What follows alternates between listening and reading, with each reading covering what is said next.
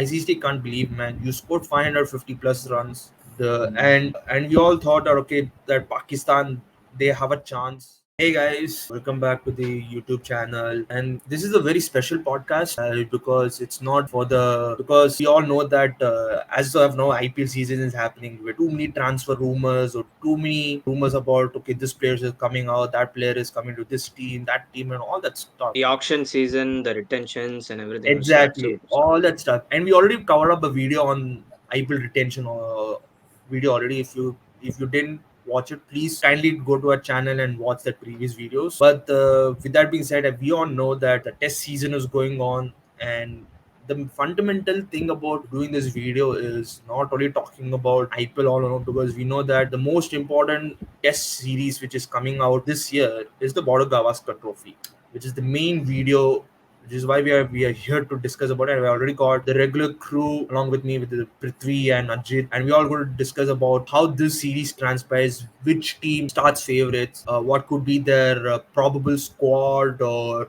and what grounds, which team they fare well, who are the openers for India and Australia, because we all know that in India there were some rumors of Rohit Sharma missing a test match or two, without all that stuff. So, with that being said, before we start about the BGT podcast topics, I like to touch upon very very unpredictable and very unreal test match which we just witnessed just now, which is the England versus Pakistan, That which Multan.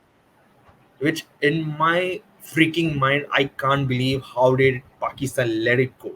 I seriously can't believe, man. You scored 550 plus runs. And we all thought that okay, that Pakistan, they have a chance after losing too many test matches. I thought okay, maybe they will show some sort of intent and some sort of aggression, but England went all over the place with Yeah. Root getting closer and closer to Tendulkar's record, and Harry Brook. Harry Brook and Pakistan are like a It's match made in heaven. Like he's just yes, scoring so much in Pakistan.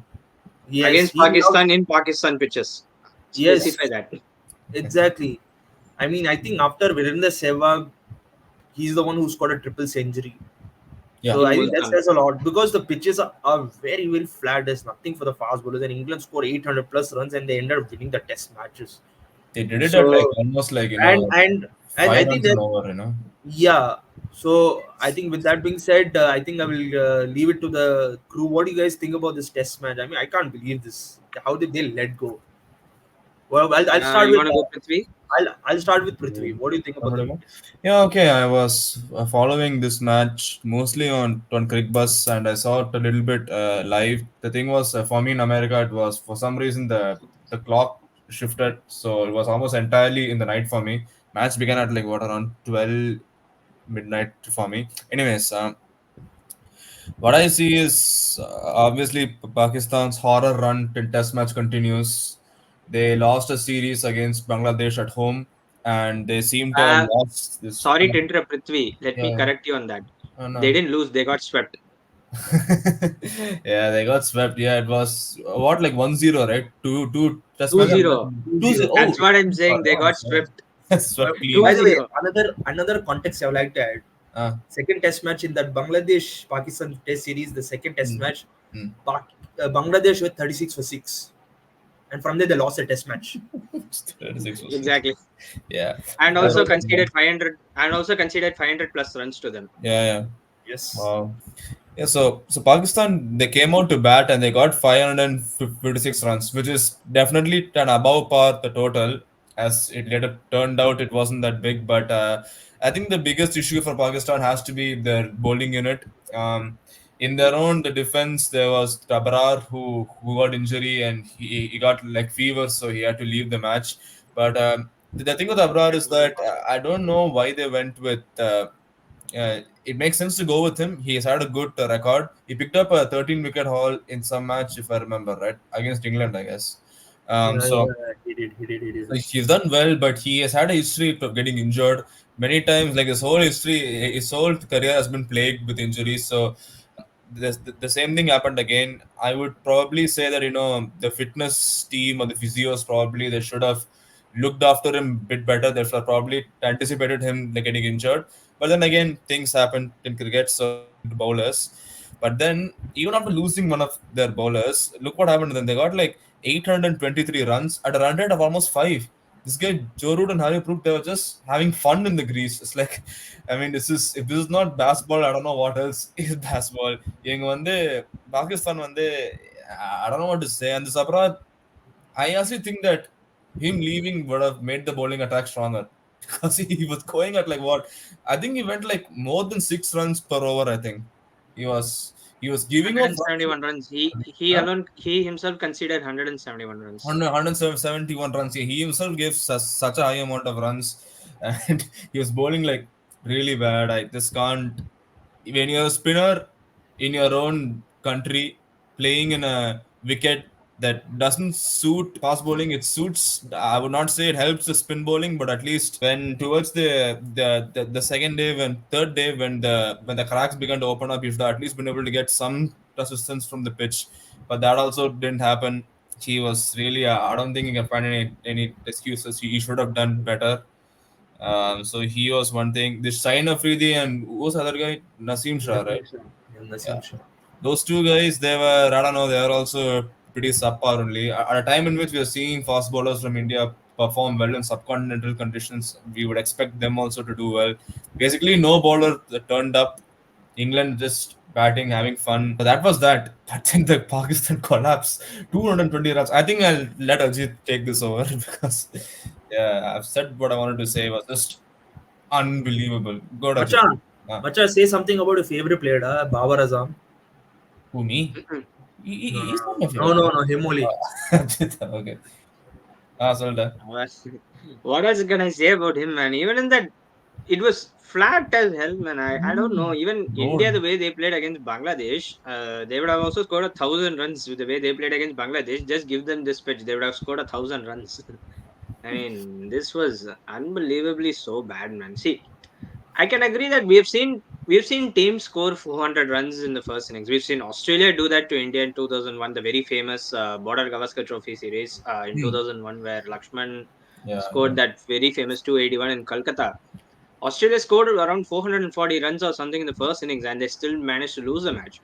So we've seen instances like that happen. Even Pakistan themselves, I think they've done that the last time when England came in, and they also did that recently against Bangladesh, where they scored like 400 plus runs in the first innings. They bat, and they end up losing the match. It has happened a few instances, but I've never seen anyone. I've never, not let alone Pakistan. I've never seen any team score 500 plus runs in the first innings. I remember, I think England did that once in 2006 against in the Ashes in 2006 when England came to Australia. England scored like 900 plus runs. It's in Adelaide. Yes. Adelaide. It's in Adelaide where Cook, Peterson, Collingwood, I think 3 or 4 of them scored centuries, and then Australia managed to somehow. Michael Hussey scored Michael Hussey scored runs. No? I think the chasing. Michael Hussey, Ricky Ponting, Michael Clark, all of them scored runs, and they somehow able to get a substantial lead. And somehow they got England all out in their second innings, and they managed to win the Test match in 2 sessions. That's the only instance, I think, as far as I remember, that has happened. But not like this though. Like how Pakistan managed to score like 520 runs or something, which I thought was ridiculous, and I thought it was poor bowling performance from England, which I thought was bad. Let alone did I know. I didn't expect them. I don't remember any team scoring like 700 runs for like a long time in Test cricket. That it's been like 4-5 years or more, I think, where we've seen any team score 700 plus runs in an innings in a Test match.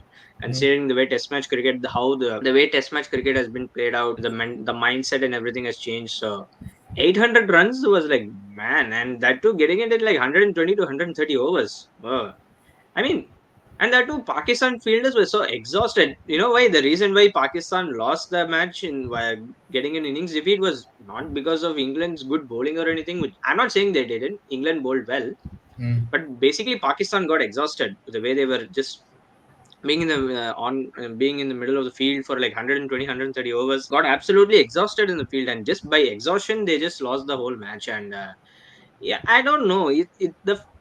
The pitch didn't seem to change any behavior.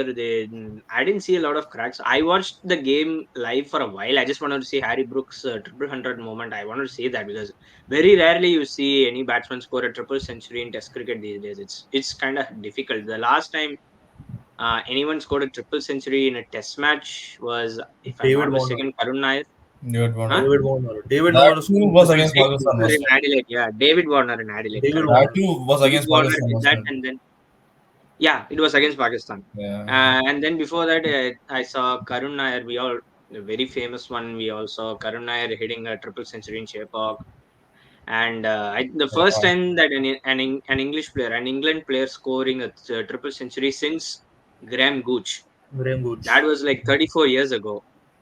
So Yeah. that was an unbelievable moment to watch. But again, I don't know, man. With what is this with the Pakistan cricket team in Test cricket and anything in general? It's been like so sad to see. It's not so good for cricket because a good Pakistan cricket team, a bit of a, they used to have a good powerhouse of a team, like when they had Wasim Akram, when they had Saeed Anwar. They had those powerhouse teams for a long period of time. They've ever been Shoaib consistent Akhtar. at times. Yes, you can say that they've been unpredictable, but also at the same time they've deceptively consistent at times in any other tournaments or sometimes in bilateral series where they used to play a lot of bilateral series against India. That's how the rivalry was able to stay strong for so many years because of playing a lot of bilateral series against each other. And any other team, whenever they've gone to England or Australia, their bowling attacks have been good. That is one of Pakistan's hallmarks. Their bowling attack, especially their fast bowling attack. They had so many of the greats along the Shoaib way, like Akhtar. Wasim Akram, Waqar Yunus, Shoaib Akhtar. I mean, when Mohammad Asif was there, a very young Mohammad Amir or Wahab Riaz, some really good fast bowlers we've seen, and even spinners also like Danish Kanaria, Mushtaq Ahmed, Shakleen Mushtaq, Abdul Qadir. Just to name a Saeed few. But Ajmal. yeah, Saeed Ajmal also, yes, then another Yasir Shah. very good. Yeah, Really, I mean, The Afridi. good. Yasir Shahid Shah. Afridi also. In the recent memory, I would say Medium spin Yasir player. Shah is the one Yazir that. Shah, yes, I was a big fan of Yazir Shah. His leg spin, the way he turns the ball, gives a good rip. The revs he generates was so nice to see. But like I said, I don't think Pakistan cricket team or even their own domestic circuit. It's not about the talent. I think they have immense talent. Don't get me wrong, though they've always had immense talent and everything. But the way just to nurture the talent and try to direct them, having a good structure and foundation within the management, having a good culture. I mean, their management is just like, I don't know, man. What to say there? It's like the whole selection committee or I don't know what whoever on the top, whoever is at the top. It's like they're all under 10-day contracts or like 15-day contracts or something. They just get out. They just come in and they come out. Left, right, or something. I mean, I heard a rumor going around that Alim Dar is in the Alim, selection yeah, yeah, committee. yeah, yeah, Oh, yeah. yeah. I saw that. Got Alim that Dar, too, the, yeah. the He's former an umpire is I coming. don't. Yeah, yeah, yeah. Yeah, he's in the selection committee. I'm like, hey, I don't know what are they doing exactly. It's Yeah. safe to say, I don't know. And Unfortunately, the other thing is that the second test match they're going to play in Multan again. That is that is the other thing. The second test match, the three test match series, the second test match is going to be in Multan, the very same ground. So I really good hope luck that with that. yeah, I really hope that Pakistan come back and they make a contest out of this. I think You uh think yeah, what, yeah. you think that is going to happen? I don't think so. It is One thing I unlikely, but I do hope so. I don't want it to be, towards the end it became so to one-sided. It was almost like England was the biggest rival, the biggest opposition England faced was the pitch more than Pakistan itself. They were sort of battling with the conditions to force out a result. Um, Yeah, but that's true. That's true. we talked about Pakistan. We have to at least say a word or two about England. They're just like, it's just so good, man. They basketballலாம் வந்து சொல்றாங்க, and basketball வந்து it didn't work so well in India. We thought it was reckless and all, but when it works, it works, man. They're like, it's almost like fitting that the inventors of cricket are sort of like reinventing cricket. You know, they managed to make this test match an interesting match, played on such a flat wicket. They could have very easily been a very boring match. They made it appear exciting, and they made us watch not every ball, but at least watch till the end intently. We had people like Harry Brook. He got like 317 from 322 balls. I'm saying so. It's record almost 100%. Just like you don't see that kind of stuff very often in test matches. So yeah, they're very good. I'm gonna say like they're like this brand of test cricket which they're playing it does a lot of good for test cricket though. That's what I say. I'll be honest with you, baseball kind of play has been there for decades, man. Australia has Mhm. played this sort of cricket. Indies. West Indies has played this sort of cricket. So I don't think this baseball Mhm. is anything new. India has done it before with Virendra Sehwag being there. So Mhm. I don't think Yeah. baseball is something. Yes, they are trying to entertain people, but coming Mhm. back to the Pakistan, man, I like to say a few things before we'll move on to the next topic. Mhm. What I've seen from Pakistan in the last few, generally, what the impression what I get from Pakistan is when their backs are against the wall, they have the killer instinct to rise up to the occasions. Yeah, yeah, And I felt that that yeah. killer instinct which they're known for is missing. They lack intensity, Of course. they lack energy, they Yeah. don't have the passion or any sort of aggression to play. I feel like they're playing as if they're just participating They it's just like felt defeated. they're getting participation certificate and just go off. It's like when you go for some of these like drawing competition or any of such spelling bee competition, you just come and participate and just go. There's no intention to win. Yeah. You're playing a sport, you're representing a country of having a rich cricketing history, and these people are not giving any 100% effort. Hmm. That shows a Yeah. lot of that lack of mentality, lack of weak mindedness from these players. And another thing, and Ajit has really pointed out, is that the administration, top to Yeah. bottom, if your administration is not working, I'm sorry to say, your cricket doesn't work. Hmm. It has been the case in Pakistan also. Now, let's not forget, even during the 1990s, also, when they had those similar issues with administration. But glad they have got real good players. We all know they have great players, but they also got leaders, Hmm. leaders of men who stand up when it matters the most. You got to talk about Wasim Akram, you got to talk about Waqar Imran Yunus, Khan. Imran Khan. exactly, Imran Khan. all these guys, they stand up even amidst of all the adversities and all these obstacles they face. They stand up and make Pakistan cricket and make sure that these assholes work their their socks off. That's the kind of intent is missing within this team. They lack leaders, and I'm not too sure the Shan Masoodi is the leader.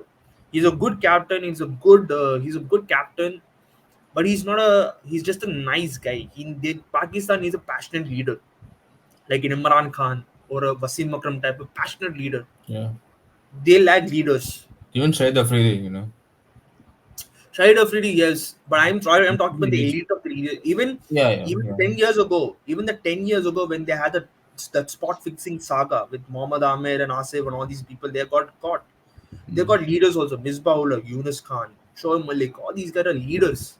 They Inzamam, lack yeah. leaders who drives the team and make sure these people work their socks off and play to the hearts out. That's the kind of passion and killer instinct is missing. Unfortunately, so I'm sorry to say this, but they lack instinct. They have talent. There's no denying that PSL is producing great talented cricketers, but current cricketers of PCB. Pakistan, they lack passion and character. They don't have character to come back. I'm Yeah. sorry to say this. The other thing is, I Yeah. think Pakistan. Just one thing. I don't think the Pakistan administration. I might be wrong about this, and I do hope I'm wrong.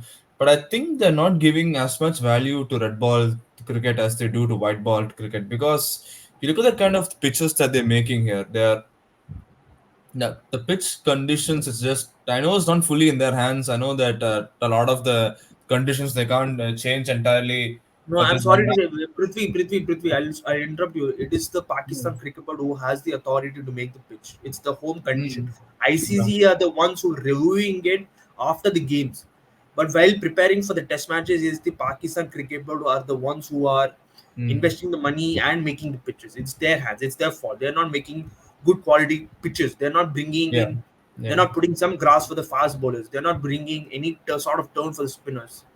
It's all dead Mhm. wickets. It's not good for test cricket. When this happened, the first time Australia came to Pakistan, in which the first two test matches became draw and the third match they won.